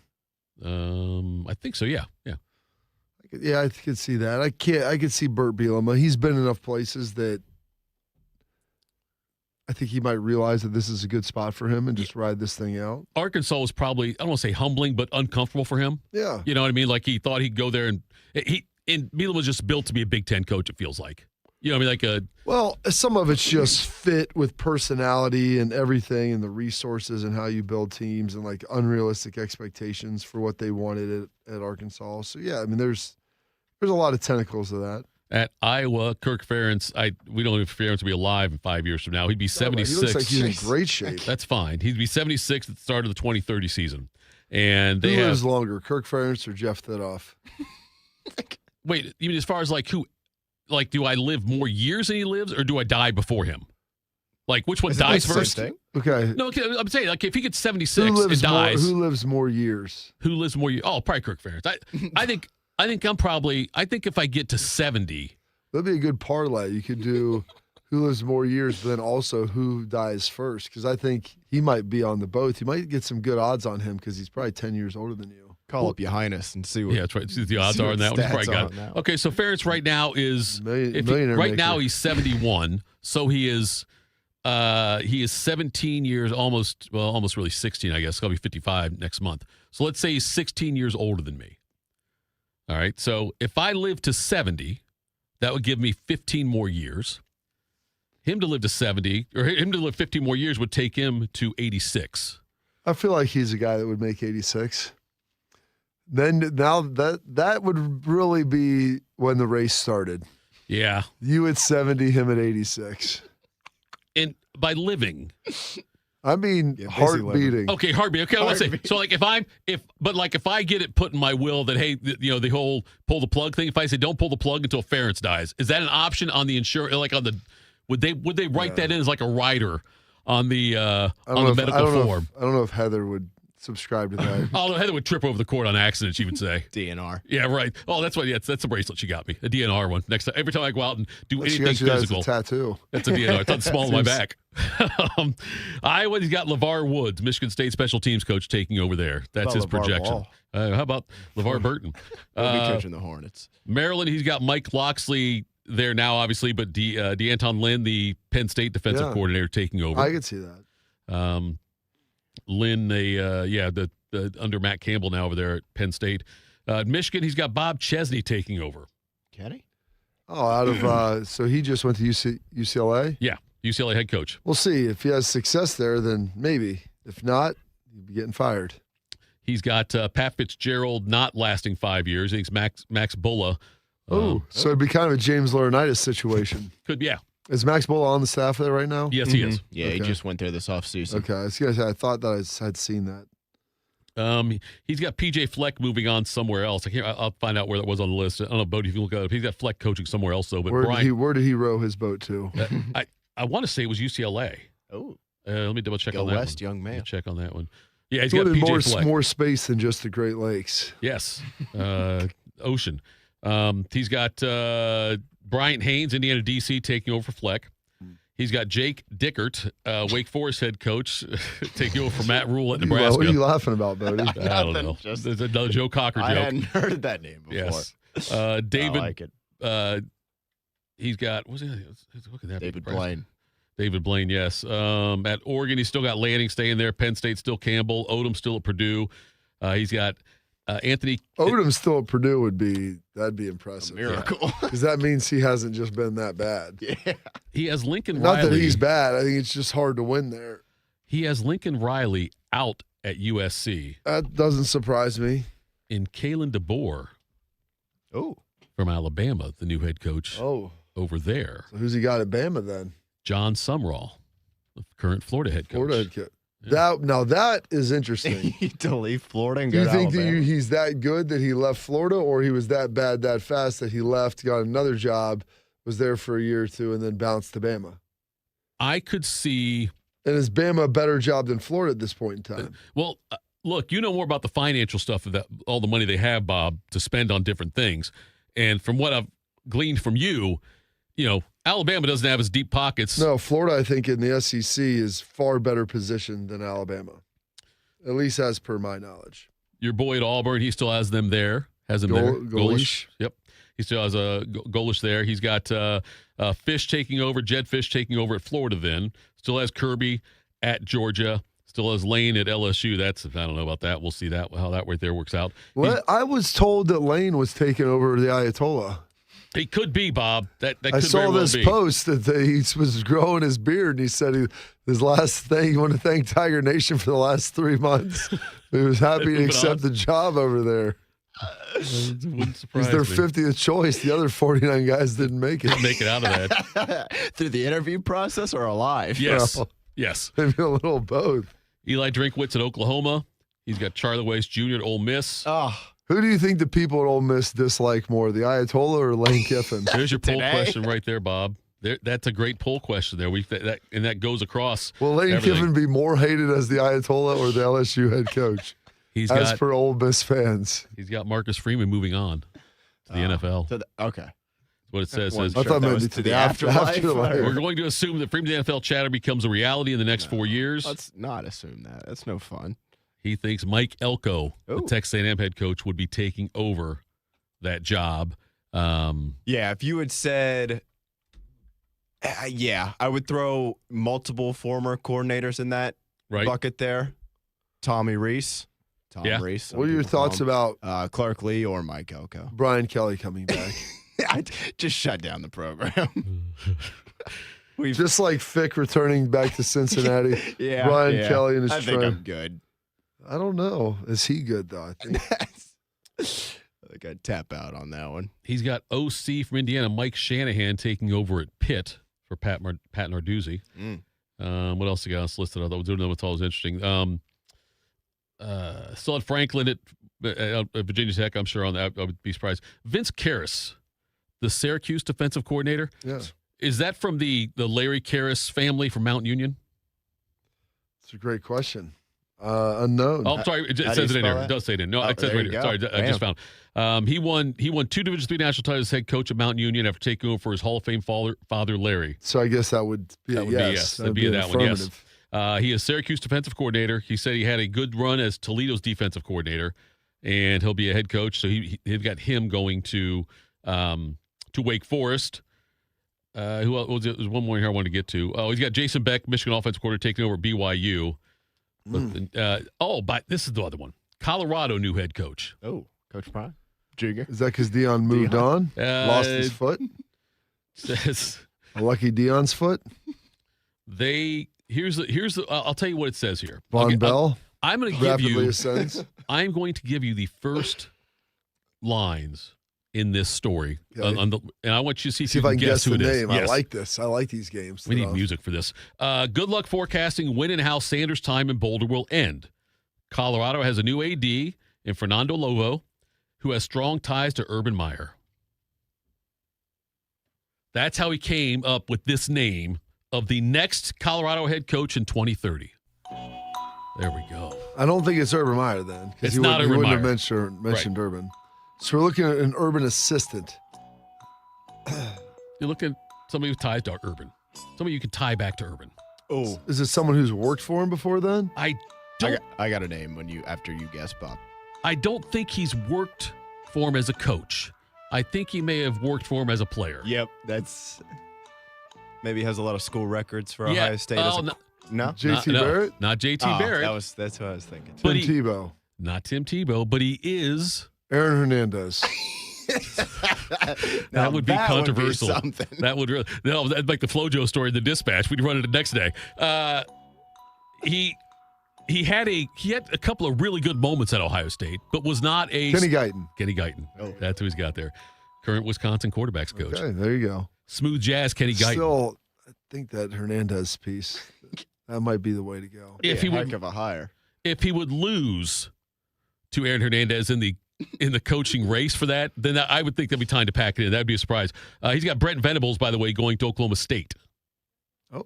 From Oklahoma. Leaving Oklahoma. I don't think that's on his own accord then. I wouldn't think it would be. He's got Lincoln Riley headed to Texas Tech. Lincoln Riley headed back to Oklahoma. Lincoln Riley to Texas What about, Tech. Did you say Texas? Texas still had Sarkisian. Okay. Really? Oh. Yeah, they did. Also, what I'm sure, Bobby, another game you love to play, CBS Sports did their way too early college football bowl projections. Nice. So, Bob, name a bowl game that's not in the playoff. That's the game.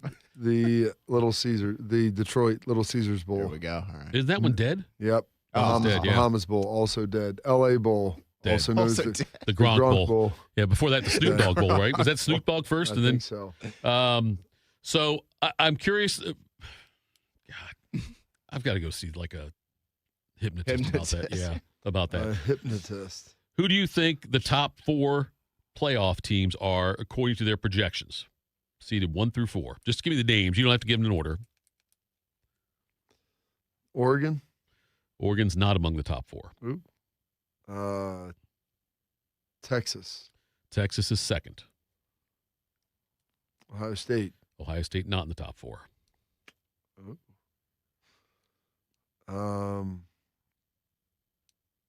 Indiana? Indiana's 3. You got 1 and 4 to go. Signetti might be the greatest coach of all time if Indiana gets another top 4 seed. If he doesn't win it, though, then it's like kind of a, what have you done for me lately? So Texas, Indiana, no Oregon, no Ohio State, Georgia? Right. No Georgia, not top 4. Notre Dame. Notre Dame is 4th. Yeah. So now you're missing who they project to be. Now I've 7 guesses. I've got guess 7. I've got 4. No Georgia, no Oregon, no Ohio State. We've got Texas. We've got Indiana. And we have Notre Dame. And so we're missing one. Team from the SEC, I would imagine. Because you have 2 Big Ten teams. Or no, Oregon didn't get in. We have Notre Dame, Indiana, and Texas. Yep. It's not an SEC team. Oh. A Big Ten team then. Not a Big Ten team either, Bobby. We're getting there, though. What about a team that played for the national championship? I think you're on the right track there. Miami. He's got Miami at 1. Oh, okay, gross. So now when I saw this, though, okay, yeah, you're right. Exactly. Oh, how's Miami going to be 1 and Notre Dame 4 when they're going to lose in South Bend in November? Exactly. We know head-to-head matters, right? Yeah, damn well better. These are the four first-round games they had. And I would like to see certainly this one come true. But that number 12, Memphis, at 5, Texas Tech. 7 USC at 6 Georgia, 10 Ole Miss at 7 Oregon. Oh gosh, I love we have Ole Miss and USC in there, and 9 LSU. 2 former Lane. Have we ever thought about just having a Lane Kiffin tournament of all his all his former schools? Put them in there together. 9 LSU at 8 Ohio State. How cool would that be? Oh, I mean, look, I want Ohio State to be the top 4. Lane coming in, but coming in here, LSU in December. I love it. It would be a December 18th game here at the Horseshoe. But, yeah, I thought that was interesting, though, too, that because as much as I want Ohio State to have a great season, be in the top 4, if they're 8, they got a hell of a schedule, Bob. I mean, they're not going undefeated this year. Well, I mean, it'd be very exactly. Good job, Bodie. It'll be a tough one. Yes. I think they could be 11-1 and be a top. If they're 11-1, I think they're top. Yeah, with that schedule, if they go 11-1, oh yeah, then they were there. If they have 2 losses, I see it. I think with this team, they could be the first 3-loss team, depending on who the losses are and how they look. Did anybody? Their wins how many Bama have last year going to play? They just have 2. 3. That was with the championship game. Oh, you're right. That's right. Yes. -3 rushing yards and still were gifted a playoff spot. That's right. Yes. So I don't know if they could get a top 4 seed with 2 losses, though. That might be. I guess it would depend on who they are and who you're going against. Yeah, and I guess if the second one was in a Big Ten championship game and it was similar to this past year where it was a field goal game to another top 4 team. Losing at Texas, there's no shame in that. They still have to play at Indiana this year. Host Oregon. They go to USC. If you're telling me USC's in there, Indiana's in there. Yeah. I mean, Texas is in there. There's 3 of their teams right there. Well, USC, Oregon, Indiana, Texas, 4 of them, right? Yeah. Yeah. Yeah, 4 of the teams that they're projecting in the 12-team playoff. And let's call it 11 teams because they're not going to. I mean, Memphis doesn't count. But well, no, it doesn't count. I'm so sick of that. Why anyway. didn't they schedule Memphis? Right? Yeah, they should have. I saw what Ross came out. Wait, who scheduled Memphis? No, USC? I didn't say it was joking. Kidding. Oh. Yeah. That's the kind of school that would. I saw Ross come out and saying, he's not afraid to play anybody. Essentially, I paraphrased that. Oh, yeah, he leaned in because they're talking about Bama pulling out of the series. Yeah, because Bama scheduled another game for that year also already. And now I think, aren't they one over now? Because when they go to the 9 SEC games, they figure that out, right? I think they may have one more game on the schedule than they can play, if I'm not mistaken. I could be wrong on that one, Bob. But so they have 13 games scheduled right now. Well, they would have like their 4 non-con, but then they're going to 9, so you would be heavy 1. But the thing is, in the SEC, they have to play a Power 4 team as part of their rules. They do. Let's see here. The biggest thing with that too is if we get to 16 teams. I think all these games will stay on the schedule if it gets pushed to 16 or definitely 24. Obviously. Yeah, I think so too. I think they should. I understand both sides of the coin, though. I'm not saying that. I understand why Alabama, after what happened with Texas this year, would question whether they should play a game like that or not. Yeah, I disagree with it, but I can understand why they would think that. Because that's where it gets back to my whole point of you're allowed to win that game too. Sure, right. And if Texas had beaten the Buckeyes this last year in Columbus week 1, that would have given them so much grace. Sure. Even the loss, I think it got grace until they lost to Florida, and that's what really killed them. That was they the one didn't play well in a lot of their wins either. Yeah. It was great that they, eventually kind of got their season back on track and beat Vanderbilt and beat A&M, but they also needed overtime to beat Kentucky, who stunk. They had to come back from down 17 in the fourth quarter to win in overtime against Mississippi State. Those teams weren't very good. Texas didn't play well for a lot of the year. Coming up next, Aaron Portzline is going to join us as we take the temperature of the CBJ heading into the trade deadline. That's next. Morning Juice. Hey, folks, it's Berm here from 97.1 The Fans, Austin and Berm Show. Last week, I was on the road visiting a recruit, and I saw one of my old fast food favorites on the side of the road and was hungry for lunch, and I thought to myself, this place used to just call my name. And I thought, hey, why not stop in and have some? I'm on maintenance right now with Awaken 180, and I'm allowed to eat it. So I pulled in, I ordered the usual. I sat there and unwrapped it in the restaurant, and I was so excited. And then halfway through it, I thought, why am I eating this? And it wasn't even in a guilty way. It was more confusion because it didn't taste like I remembered. It didn't hit like it used to. I wasn't craving it anymore, and I really wasn't excited about it. I just kind of stopped wanting it, and that's when it clicked. Awaken 180 didn't just help me drop 35 pounds. It changed how I look at food. I'm 3 weeks into maintenance, and I haven't put a pound of that 35 back on, and I finally understand what works for me. It's not about I can't. It's about not wanting it the same way anymore. I'm not craving the bad. Awaken180weightloss.com. Raise your hand if you're excited about feeling older faster than you should. No takers? Yeah, I didn't think so. Ongoing pain makes you feel older than you are, but here's the good news. QC Kinetics patients right here in Columbus, they're getting relief right now, feeling younger and jumping back into life, full speed ahead, and that didn't happen in an operating room. My friend Dr. Ray Tesner and his team use the latest regenerative treatments backed by real science, treatments that take the tiny, powerful healing tools inside your body, concentrate them right where you need the relief the most. This is how I was treated. I had a knee issue. I went in there. We had a consultation. I went through a series of treatments. And you know what? After a handful of months, my knee started feeling better and better until I was able to get out there and do the things I loved again. It's all true. It's all real. The sooner you get started, the sooner your inflammation eases and the sooner you'll start feeling better again. So find out if you're a candidate at your free consultation at qckinetics.com/Columbus or 380-208-4544. I slept in a lot of different rooms, different beds, but none of them really felt like mine. I spent 14 years in foster care, mostly in group homes. And I never had much stuff because I always had to be ready to move. Why get things if you just have to let them go?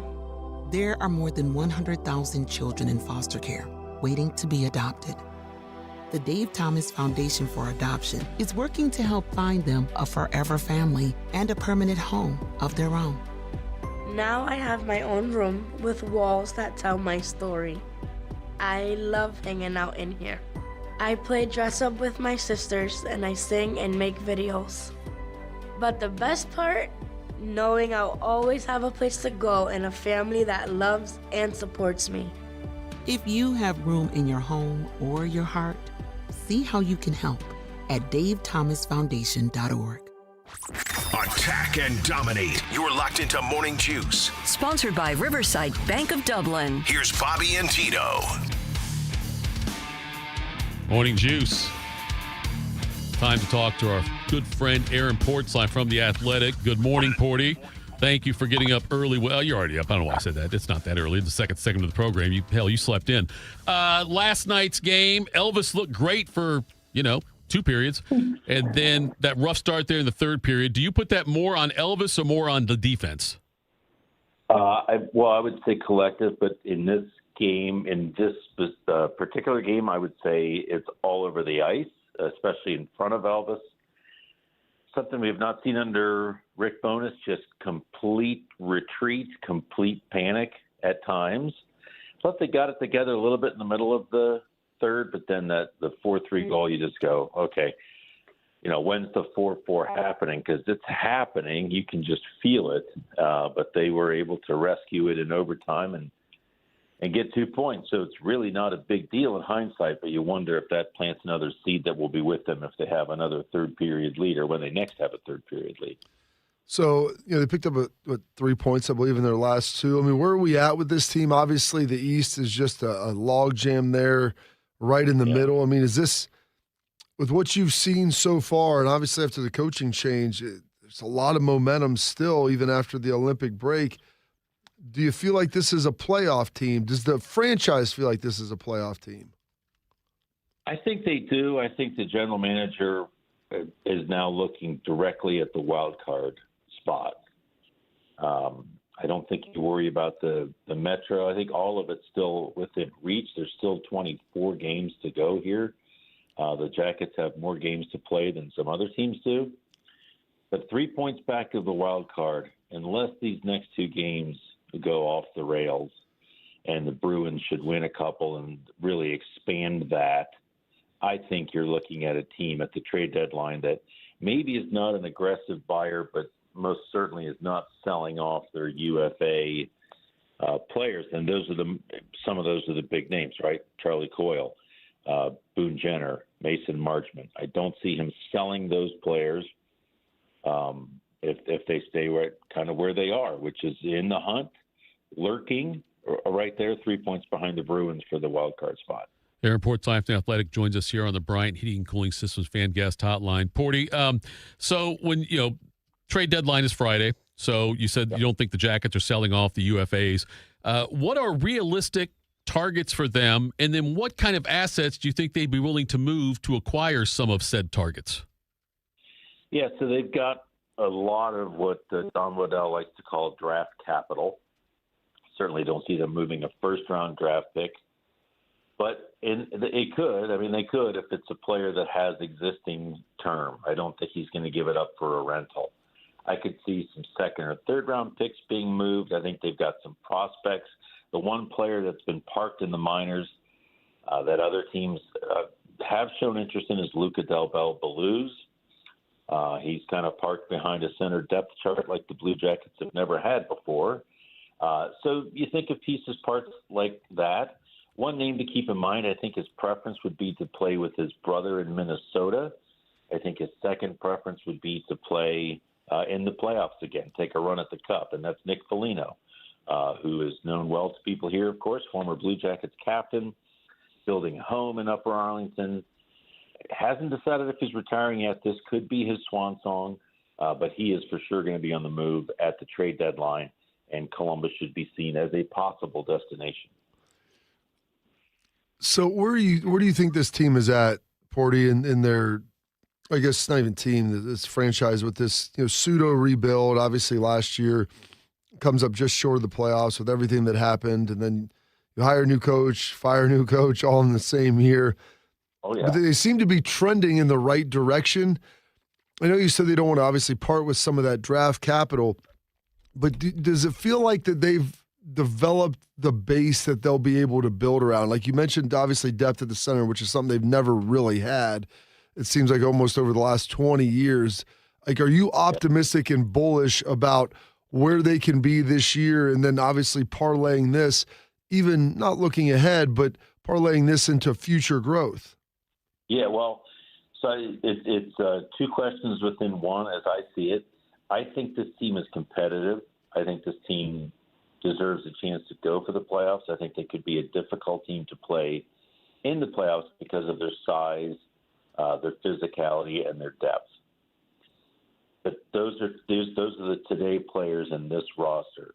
I think one thing that's cropped up this year is you start to be concerned a bit about the futures of some of the young players that at this point last year you were really bullish on and really banking on.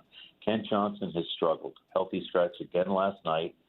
It's been this way. It's been a rough season for him. He's got, after a really good season a year ago, he's got to get it going. They've got to get him back on track. Dmitry Voronkov, this feels like the third season in a row where he's run aground as the season moves along.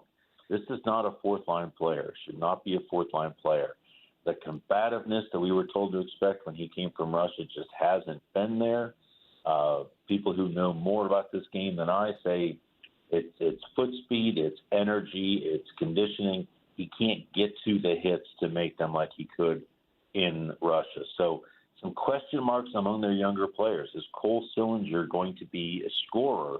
He hasn't been this year. He's been a really effective player, hasn't scored. So all of these young guys that you were banking on for them to really elevate and carry this franchise, there's some question marks there now that weren't before. Others have performed really well. Fantilli looks like a stud. I think Matejchuk in his first full NHL season has been a really solid defenseman. Good signs, but some of those other guys you start to wonder about. Zach Werenski missed last night's game, and I think got announced pretty late with the illness. I know you got the Jackets have got Nashville tonight at home. Yep. Do you expect Werenski back? Don't know yet. I think that's something they wanted to let him sleep on, see where he's at today. I'm not even sure if they're going to gather at the rink this morning. I assume that they are, so there may be an indication of it there. But my sense is that they would go into the afternoon. He's probably hitting some IVs and just see where he feels mid-afternoon or so. What do you define success for with this season, Porty? Well, it's been 5 years since they've made the playoffs, right? So get in. I think it's get in. I think it's exposed these young players to what playoff hockey is like. I think you've got a lot of questions coming into the off season. I think you got a lot of questions coming the rest of the way here. They got to have both goalies, have to. Jet Greaves has been dramatically better than Elvis Merzlikins this year, but Bowness is trying to get Merzlikins going. He knows if you don't have two goalies the rest of the way here, you're not getting in. And so he's going to stick with Elvis maybe longer than some fans would like him to. He has to get him going. He's been much, much better under Bowness, in fairness. But I think this is a team. I look at the teams above them. Can they catch Boston? They can. At what point do the Islanders and the Penguins cool off? Because they've both been just on an absolute tear here lately. We'll see. There's a lot of hockey still to play, a lot of drama still to follow. See how it goes. Aaron Portzline joins us from The Athletic here on the Bryant Heating and Cooling Systems fan guest hotline. Porty, getting back to last night's game, it seemed like a 3-act play. You know, the Jackets look great for that 4-0 lead, and then they blow it and tie it 4-4, then win in overtime. Which act of that play is most important? Well, overtime, right? I mean, guys, if they lose that game, I think Don Waddell. If they lose it in overtime, it's not an absolute disaster. It's a disaster, but not an absolute disaster. If they come out of that game with nothing, then I think you may have told your GM how to proceed at the trade deadline. Just being honest. The fact that they're able to rescue two, they give a point to the Rangers. Look at the standings. That doesn't really matter. In this case, doesn't matter at all. All that matters is they got the 2 points. See how they played tonight. Don Waddell is watching this game very closely because these deals, people say it does come together quick, but some of these big trades, you do need some time. So he's going to have to make a decision here. I think tonight's game is really, really important, not just for sure the result, but also how they play, how they establish their game. Sometimes, when those things bleed, and it seems like, they come out of the break, you play Saturday, you play last night, you play tomorrow, or tonight, right. You play Thursday.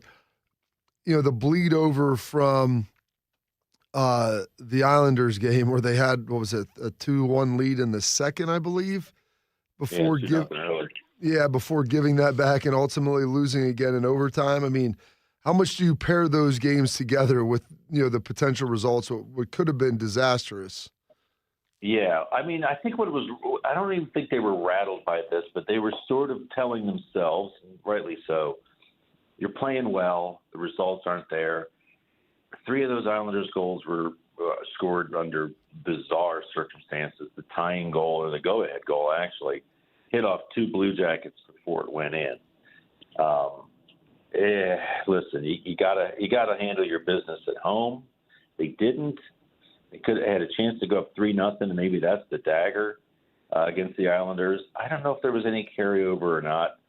I wonder, and we'll see perhaps tonight if they have a lead in the third period, if there's carryover from the fragility they showed last night, because that's what we saw early this season, as I'm sure you guys remember, where they blew that lead to the Islanders in Long Island.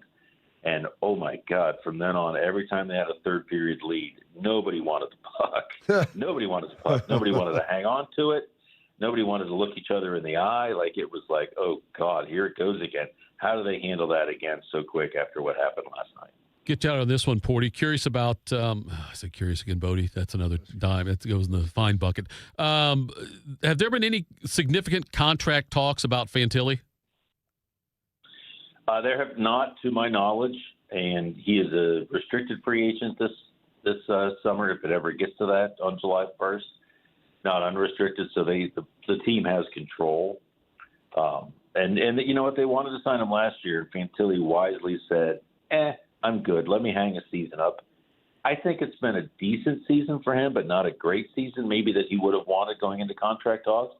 But that's something that will hold to the offseason. Porty, appreciate the you got something else, Bob? I'm sorry. Porty, appreciate the time. Thank you so much. We will talk to you again very soon. And thanks for getting up early with us. Oh, no, buddy, I'm up anyways. I'm an old man, but thanks for having me. All right, we'll talk to you later. I was Aaron Portzline there joining us on the Bryant Heating and Cooling System fan guest hotline. Yeah, Bob, I'm excited about this game tonight.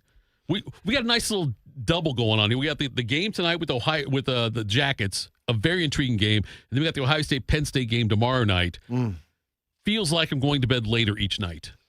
Yeah, and then you got another Jackets game on Thursday. Oh, God, that's right. And you also got Ohio State women on Thursday. Luckily, it'll be an afternoon game. It'll be an afternoon game for the Ohio State women, so Bodie will be napping, but the rest of us can watch it. So coming up next, we'll wrap things up. Tell you what's got us juice. Morning Juice. You served behind the desk. You served in combat. You did 4 years and got out. You were drafted. You gave 20 years. You gave exactly what your country needed. And so did you.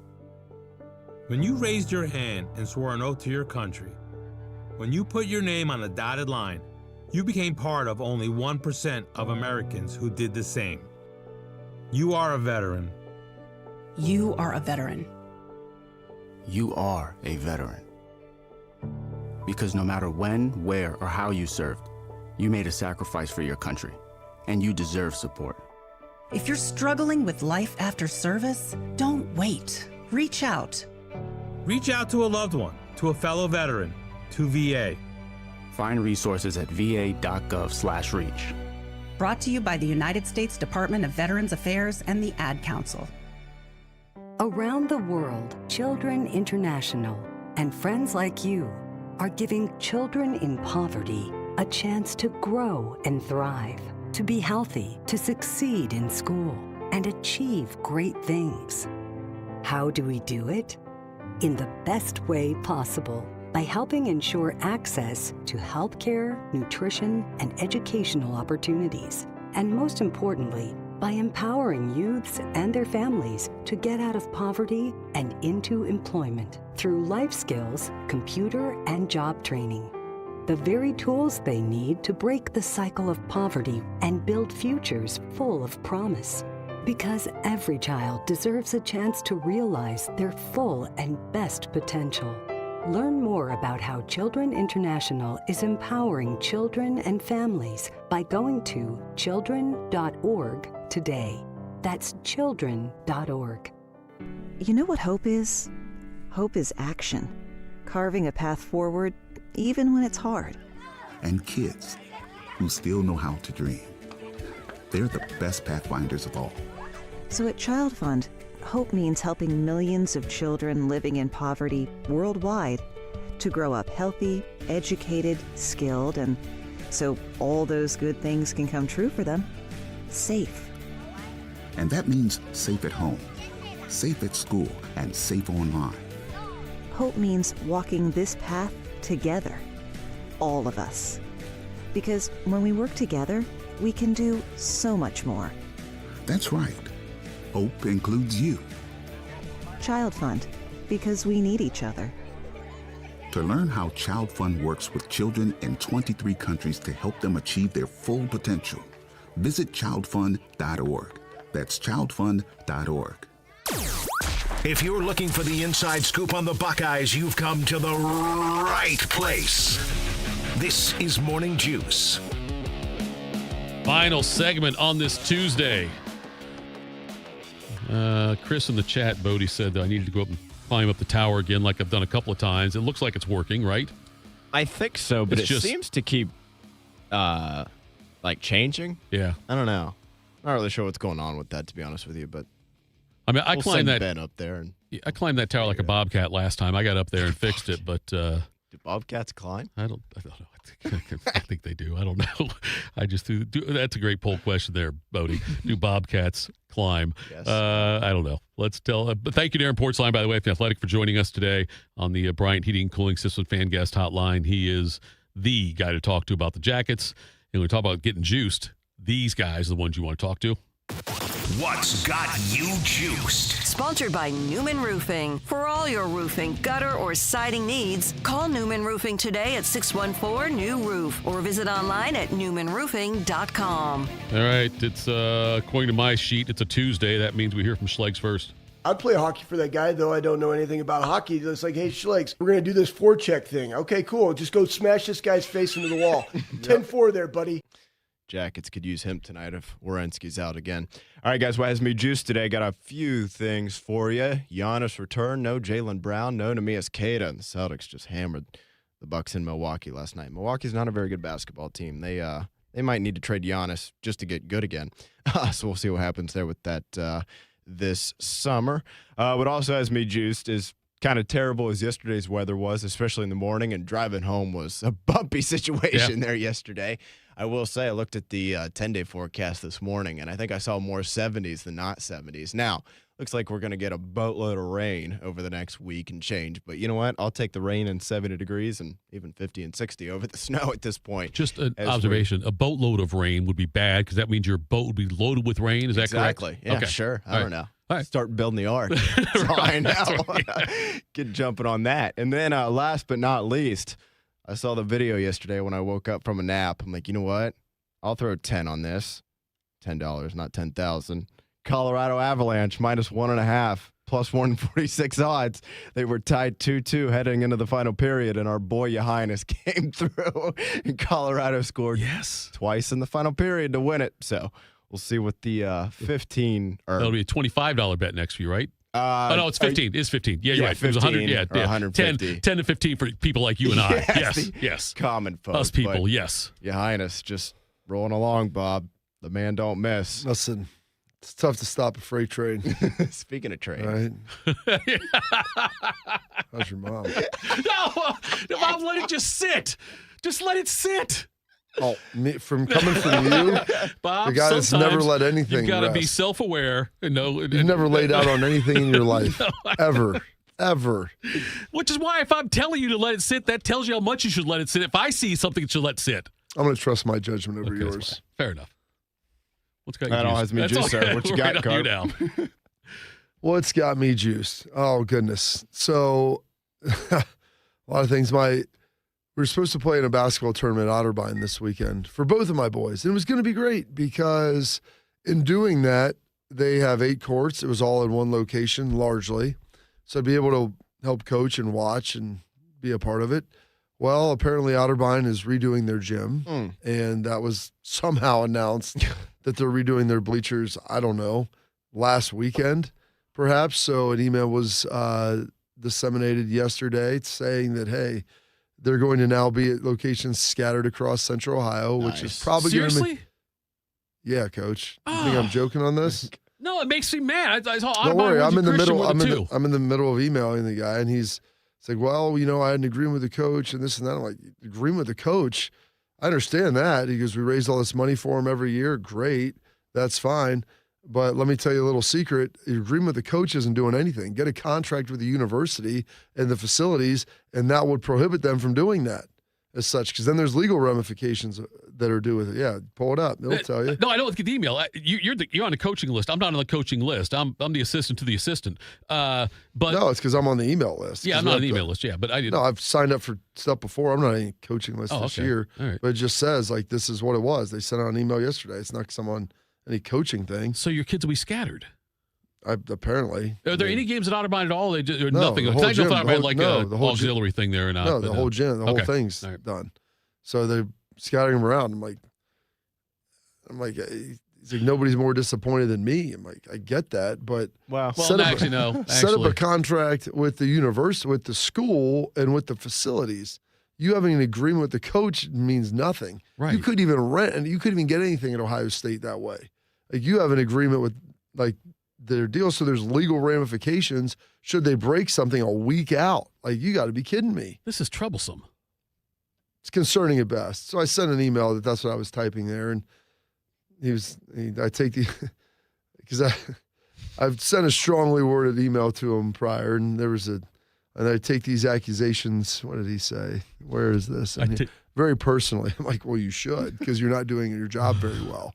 I didn't explicitly say that, but I'm like, if you take them personally, then get an agreement with the school and with the facilities in the future, so that there's some legal ramifications. So if they want to do this, at least there's some level of recourse. But no, that's okay. Do it the way you want. Did they list what schools yet, or they're still figuring that out? Oh, yeah, they did. They're all around Central Ohio. Yeah, Coach. Is it UA or not? No, it's not one in Arlington. Why would there be one there? You got a million things going on at the school over there. We had great facilities. Why I wondered. I thought maybe it was an option. That would have probably was. Maybe it is an option. I don't know. Maybe it's not. All right. Got other stuff going on. There's all over Central Ohio. I mean, ranging from Newark to Worthington. So nice. There you go. Oh yeah, that's great. Newark's on the list. I think so. I didn't see that, but someone else had mentioned it. So I don't mind going there if I knew that I was going there. Yeah. That's the problem. That's a decision you have to make then. I told him, because we chose this because of these things. Yeah. There were other opportunities to do other spring sports activities that we decided we would do this as a family, because I would be able to see all the kids in one location. It was going to be great. And now that's not going to happen. We're going to sit here and cry about it because a week before they decide to redo the bleachers. Get a contract, not an agreement with the coach. That's got me juiced in a negative way. Is Capital on the list? No. As an option? It's all just local school, like local high schools. Okay, and that's fine. I'm not debating. I'm not. I know, but besmirching the high schools. Like, they're opening up. They're going to be able to raise some money for their sports programs. That's great for them. And not that I have anything against Newark or wherever, but like, it was all going to be at a fairly centralized location. That's not going to be the case now. So that's where my disappointment lies. Up until just now, I had, like I told my dad and sister both live close to Otterbein, or close to Westwood area. They're not going there. No, so it's like, guys, you can come watch and play. It'll be fun and all stuff. Yeah, I'd already deleted the email. You did? It had the sites on it? Yeah. I mean, it didn't matter where they were at that point. I would say at some point, though. You told me the moon. That'd be cool, though. That would be cool. I mean, you have to take some extra basketballs with you, but yeah, it would be cool. Yeah. So that's got me juiced in a negative way. Very disappointing. So hopefully the Jackets will win tonight and lift my spirits, and the Buckeyes can win tomorrow. And then we'll be in a good spot. Here we go. All right. Is that all you got to say, Bob? Yeah. Now I'm upset. I had some more positive stuff and some better things, but I mean, you're going to send me an email back, and I take these accusations personally. But if you want me to tell you how to do your job better, then you just asked. So don't sit there and defend yourself when my wife gets mad at me, because that's one of my, I would say, better qualities, but also worse qualities in the same time. Like, if you're going to sit there and defend something, I'm going to pick apart why you could have done it better. See, I don't and think how I would have done it better. But I mean, they'll say hindsight. It's like, no, this is what I would have told you from the very beginning. Yes, Bob. Okay. I would say it. I don't know if you like Bobby Carpenter personally. You either love or hate him. You got to be all in on Bobby Carpenter. I hate myself sometimes. I know you do, Bob. But like, yeah, the fact you have no problem telling that guy, because you see him to his face. Yeah, I know you would. Bob. I know. But I love that about you. Some of our frank discussions we have in between breaks sometimes are difficult, but I appreciate them all the time. I mean, listen, dude. The saying something involves friction. Okay? And so do you want to make something better? You want to refine something? Sometimes you need to add a little bit of friction to it. And that's just how it is. My kid wasn't very good at basketball. I might question going to Newark this weekend. I don't know where you'll be. I'm just saying. I was really excited about going to Otterbein or Worthington Christian and playing close by.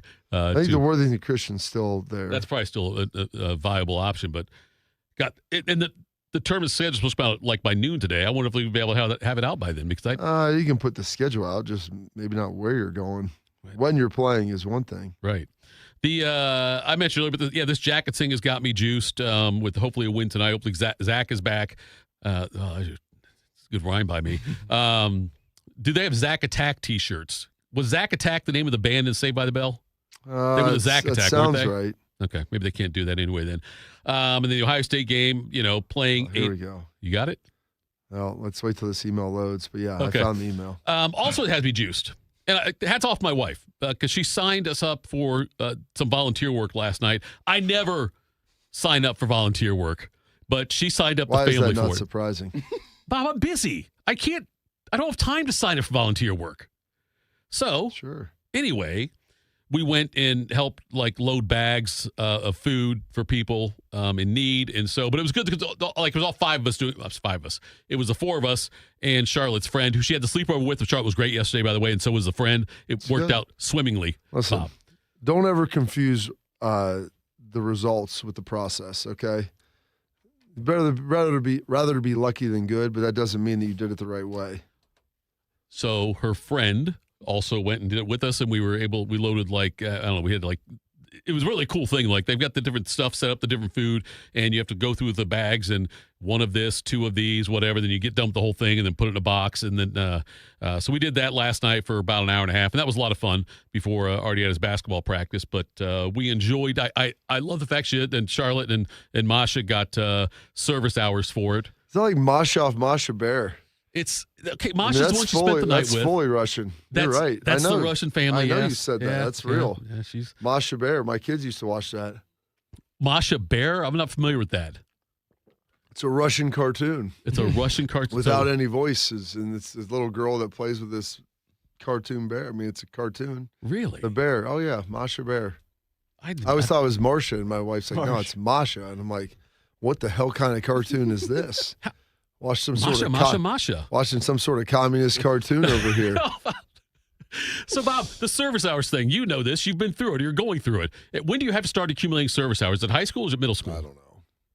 We didn't do that stuff. I know we didn't, but your kids didn't do service hours? They do. That's what I'm saying. You don't know because I'm just trying to think of how many hours. I don't have the answer to that. I should probably know it. But the fact you don't know it makes me feel better about not knowing it. I don't think they have to do it in middle school. That's what I was asking you. I don't know. I think she does. Here we go. Here are the tournament sites. Okay, let's do that. Dublin, Scioto, Olentangy, Berlin, that's where I was at last weekend. Another nice 40-minute drive. REP Fieldhouse, which is over in New Albany, I believe. Westwood Fieldhouse, which is over in Hilliard. That's closer. And then someone threw out there Newark, which that's not on the list. Yes. But if that Hebron. Listen, like I said, doesn't matter to me at this point.